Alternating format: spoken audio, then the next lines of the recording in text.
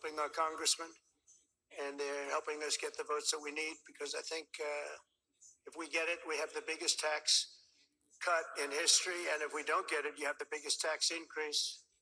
And for that, I will blame the Democrats, because we probably won't get any votes from Democrats. Only, not for any reason other than we're Republicans, and the Democrats tend not to vote anytime we vote. It's the whole thing is so crazy.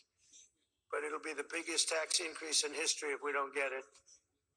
And that's why the Republicans can do it, but they have to stick together. And I think they are, from what I understand, really sticking together. I want to thank also Speaker of the House, Mike Johnson, and John Thune, Leader John Thune.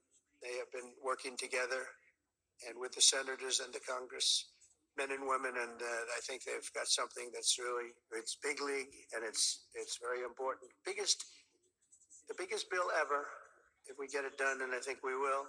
For decades, Selfridge Air National Guard Base has stood as a crucial pillar of North American air defense, just 20 miles north of Detroit, where you're going to have a lot of car factories opening very soon, by the way, I might add, with access to the largest military airspace complex east of the Mississippi. Selfridge is tightly integrated with the National All-Domain Warfighting Center.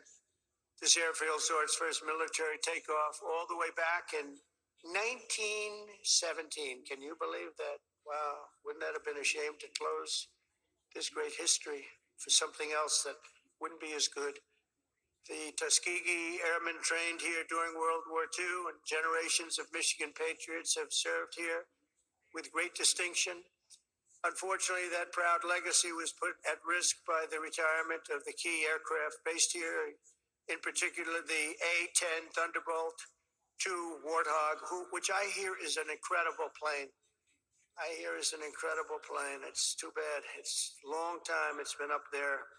I said, why don't we save it? I actually said that last time, and we did save it. I said that in my last term, and we did save it, but now it's coming to an end. But I hear the Warthog is incredible. We have support aircraft, and also the KC-135 Stratotankers. In recent years, many in Michigan have feared for the future of the base. They've been calling everybody, but the only one that mattered was Trump.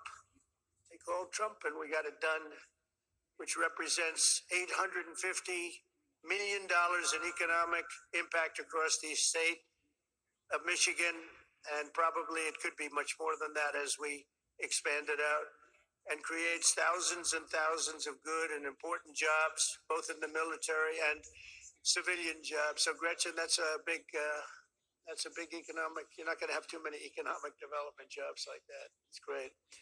But today I've come in person to lay to rest any doubts about Selfridge's future and the vital role it'll play in our national defense.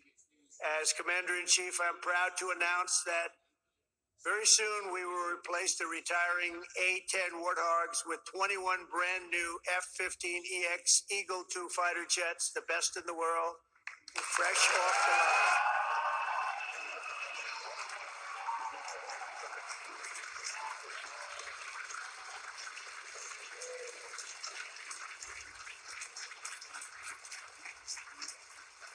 Brand new.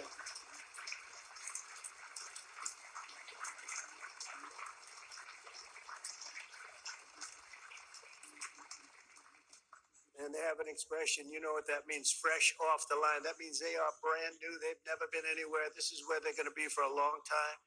And I saw one of them flew over my head, and I said, what the hell is that? That plane has serious power. So this is the best there is anywhere in the world. The F-15EX Eagle II. This will keep Selfridge at the cutting edge of Northern American air power. My administration will also continue with plans to replace the outgoing KC-135s and KC-46 Pegasus aircraft to continue that important refueling mission. And they'll be restocked with brand new top-of-the-line refuelers. For generations, the men and women of Selfridge have always been here, and they've always been for us. Whether you're Republican or you're Democrat, they've always been for us. They've been for America.